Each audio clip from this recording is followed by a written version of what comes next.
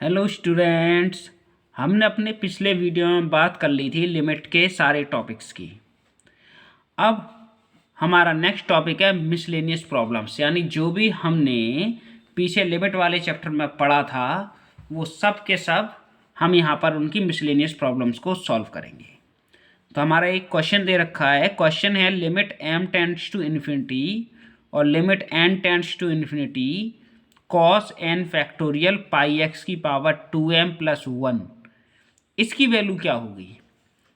तो ऑप्शन दे रखा है 1 होगी व्हेन x इज रेशनल, के दूसरा ऑप्शन है 2 होगी व्हेन x इज रेशनल, तीसरा ऑप्शन है 1 होगी व्हेन x इज इर्रेशनल।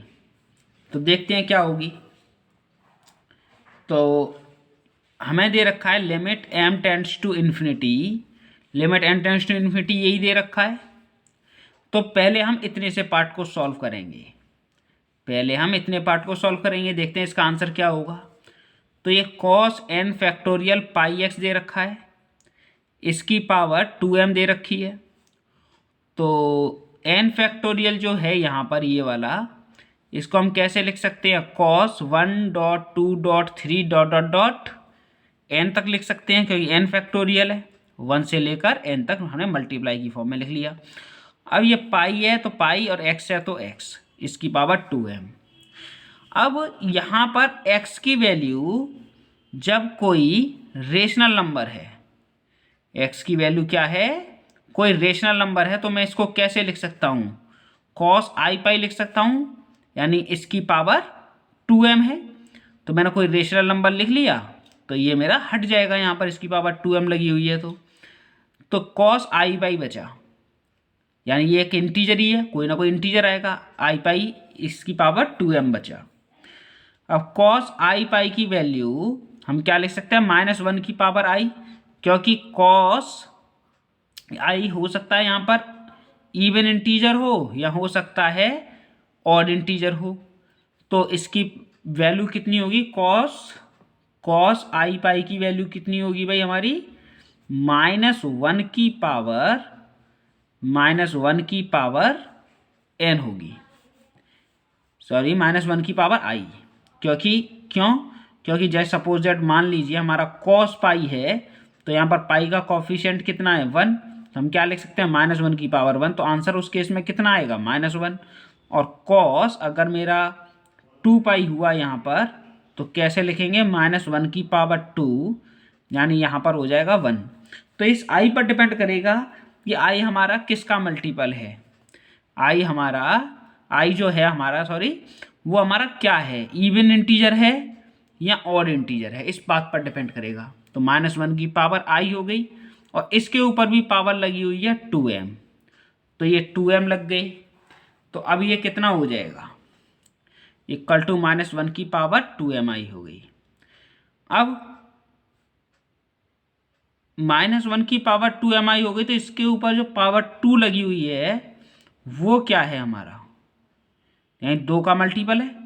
और -1 की पावर जो 2 बनेगी वो हमारा क्या हो जाएगा, मतलब +1 हो जाएगा, और +1 के ऊपर पावर कितनी भी लगा दो आंसर 1 ही रहेगा। तो ये वैल्यू आ गई हमारी 1। तो हमारे इतने से पार्ट की वैल्यू हमारी आ गई 1, और ये वाली वैल्यू है हमारी 1। तो 1 और 1 का क्या हो रहा है, एडिशन हो रहा है। तो कितना हो गया आंसर, 2। तो हमारा जो ऑप्शन होगा वो क्या हो गया, 2 हो गया व्हेन x इज रेशनल। तो हमारा ऑप्शन 2 है। अब एक और भी तो बात है, व्हेन x इज इर्रेशनल, जब x हमारा इर्रेशनल होगा तो इसकी वैल्यू हमारी -1 से +1 के बीच में लाई करेगी, cos की रेंज होती है -1 से +1। अब इसके ऊपर पावर में 2m लगा दूंगा तो वो वैल्यू मेरी 0 से 1 के बीच में लाई करेगी। क्योंकि इसकी वैल्यू जो -1 है, तो इसकी वैल्यू हमारी 0 से तो छोटी होने से नेगेटिव में तो होगी नहीं, इसकी वैल्यू तो नेगेटिव में है, लेकिन cos की power n factorial pi x की पावर 2m लगी हुई है। तो जो इवन पावर है, तो इवन पावर होने की वजह से इसका आंसर 0 से छोटा तो होने से रहा, तो इसका आंसर हमेशा 0 से बड़ा होगा। तो इसकी वैल्यू 0 से 1 के बीच में लाई करेगी। तो अब हमें क्या रिजल्ट मिल गया, हमें ये रिजल्ट मिल गया कि इसकी वैल्यू हमारी 0 से 1 के बीच में लाई करेगी। तो अब देखते हैं कि limit m tends to infinity, limit n tends to infinity, ये हमको दे रखा था। तो यहाँ पर इसकी वैल्यू जो है हमारी वो कितनी है, 0 से 1 के बीच में है, 0 से 1 के बीच में है। तो यहाँ पर हमारी ये वैल्यू है वो 0 से 1 के बीच में है, और उसके ऊपर हमारी जो पावर लगी हुई है वो 2m है, और m की वैल्यू यहाँ पर जो है वो हमारी टेंड्स टू इन्फिनिटी है। यहाँ पर हमारी m की वैल्यू टेंड्स टू इन्फिनिटी है। तो यहाँ पर टेंड्स टू इन्फिनिटी डालेंगे तो इर्रेशनल की पावर क्या हो जाएगी, इन्फिनिटी। और इर्रेशनल की पावर जो इन्फिनिटी होती है उसका आंसर जो होता है वो हमारा क्या होता है, 0 होता है। वो हमारा आंसर 0 होता है। तो अब यहाँ पर जो वैल्यू डाली, क्योंकि देखिए एक बात और, हाँ इर्रेशनल इसे नहीं कि इर्रेशनल का मतलब कि इर्रेशनल की पावर इन्फिनिटी तो उसका आंसर 0 होगा, यानी जो यहाँ पर जो नंबर बनेगा 0 से 1 के बीच का इर्रेशनल नंबर बनेगा उसी की पावर इन्फिनिटी 0 होगा। ये नहीं कि कोई सा भी इर्रेशनल नंबर ले लिया, कोई सा इर्रेशनल नंबर नहीं, 0 से 1 के बीच का जो इर्रेशनल नंबर होगा उसकी पावर इन्फिनिटी कितना होगा, 0 होगा भाई। तो इसकी वैल्यू तो हो गई हमारी 0 और ये वैल्यू हो गई 1, तो आंसर आ गया 1। तो इस केस में हमारा कौन सा ऑप्शन ठीक होगा, सी वाला, यानी आंसर आ गया 1 व्हेन x इज इर्रेशनल। तो आई थिंक प्रॉब्लम समझ में आई होगी, बहुत ही आसान प्रॉब्लम है। अब आगे बात करते हैं नेक्स्ट क्वेश्चन की। तो नेक्स्ट क्वेश्चन जो है हमारा, वो नेक्स्ट क्वेश्चन क्या है भाई, क्वेश्चन है इफ Sn की वैल्यू इक्वल टू है summation of k equal to 1 to n और a के and limit n tends to infinity an is equal to a है, देन तब हमको वैल्यू बतानी है limit n tends to infinity s n plus 1 minus S N upon root summation of k equal to 1 to n और k, कि इसकी value क्या होगी। पहला ऑप्शन है 0, बी ऑप्शन है a, और सी ऑप्शन है a√2 और डी ऑप्शन है 2a। तो ये हमारा Sn है, ये Sn प्लस 1 है। तो अब देखते हैं आंसर कितना आता है। तो limit n tends to infinity दे रखा है यहाँ पर, और ये है। अब k की वैल्यू यहाँ से 1 से डालेंगे, तो पहले 1 डालेंगे तो हमारा कितना आएगा 1, फिर 2 डालेंगे तो कितना आ जाएगा +2 +3 plus dot dot dot up to कहाँ तक डालना है, n तक। तो जो नीचे हो जाएगा वो हमारा इन नेचुरल नंबर का सम हो जाएगा, यानी n into n plus 1 upon 2। तो ये जो हमारा आंसर आएगा नीचे वो बन जाएगा n into n plus 1 upon 2। तो यहाँ पर n की जो हाईएस्ट पावर हो गई वो हमारी n² हो गई। यहाँ पर हमारी n की पावर कितनी हो गई, ये हो गई। और यहाँ पर n की वैल्यू, Sn की जो वैल्यू है वो है हमारी, कहाँ से डालनी स्टार्ट करनी है हमको, a से डालना स्टार्ट करनी है, तो 1 से स्टार्ट डालना करनी है। तो Sn की वैल्यू कितनी हो जाएगी, a1 plus a2 plus dot dot dot कहाँ तक, an तक। अब यहाँ पर जो वैल्यू आएगी ये हो गई Sn की वैल्यू, और s ऑफ n प्लस 1 की वैल्यू हमारी कितनी हो जाएगी, 1 से लेकर के कहाँ तक, an प्लस 1 तक हो जाएगी। ठीक, तो इसमें से ये वैल्यू घटेगी तो केवल एक ही एक कांस्टेंट नंबर बचेगा ऊपर, ऊपर जो वैल्यू आएगी वो हमारी कैसी आएगी, कांस्टेंट आएगी। तो ऊपर वैल्यू आ गई हमारी एक कांस्टेंट नंबर आ गई और नीचे पावर है ये, और यहाँ पर n की वैल्यू है कितनी है भाई, tends to infinity, tends to infinity है, तो इसका आंसर इन्फिनिटी रखोगे रूट में तो इसकी वैल्यू कितनी हो जाएगी भाई, 0, क्योंकि n की जगह यहाँ पर इन्फिनिटी डलेगा, ऊपर कांस्टेंट है, तो इसका आंसर हमारा कितना हो जाएगा, 0।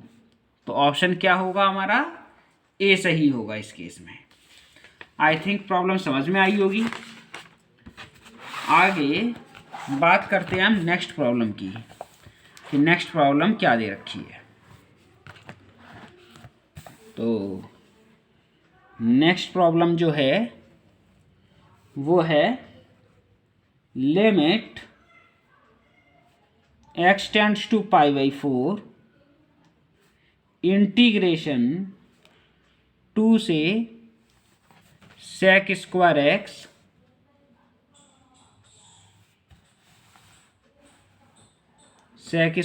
x और ft dt upon x square minus pi square upon 16, ये वैल्यू है। तो इसका सॉल्यूशन कैसे करेंगे भाई हम,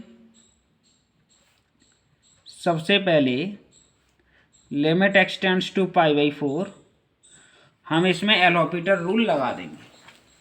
तो एल हॉपिटल रूल जो होता है वो हमारा क्या होता है, d/dx two sec square x ft dt अपॉन नीचे का भी डिफरेंशिएशन, नीचे का डिफरेंशिएशन तो 2x हो जाएगा और इसका डिफरेंशिएशन 0 हो जाएगा, यानी ये बन गया हमारा लिमिट x टेंड्स टू π/4। ये हमारा लेबनिज रूल बन रहा है। तो लेबनिज रूल क्या होता है भाई, कि इसका डिफरेंशिएशन करना हो तो पहले ऊपर वाली वैल्यू फंक्शन में पुट कर लो। तो एफ डैश, तो सॉरी ये हो जाएगा हमारा एफ sec स्क्वायर एक्स और फिर sec स्क्वायर एक्स का डिफरेंशिएशन 2 sec x हो जाएगा, फिर माइनस एफ, टी की जगह क्या रख देंगे हम, 2 रख देंगे और 2 का डिफरेंशिएशन 0 और अपॉन में ये तो 2x है ही है। अब यहाँ पर ये वाला तो आंसर हमारा 0 हो जाएगा भाई।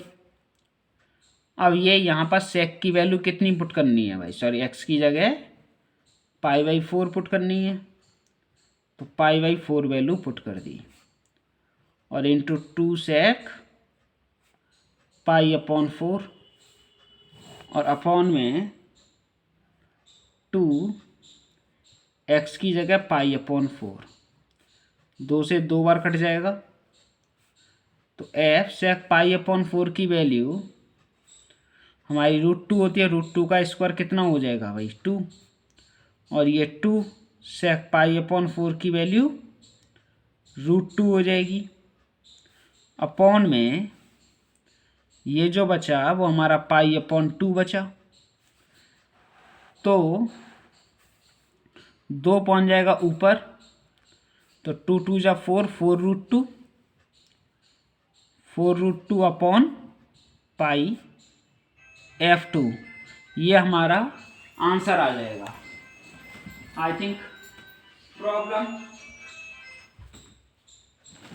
थिंक प्रॉब्लम आसान लगी होगी, बहुत ही आसान क्वेश्चन है, कुछ भी नहीं है। आगे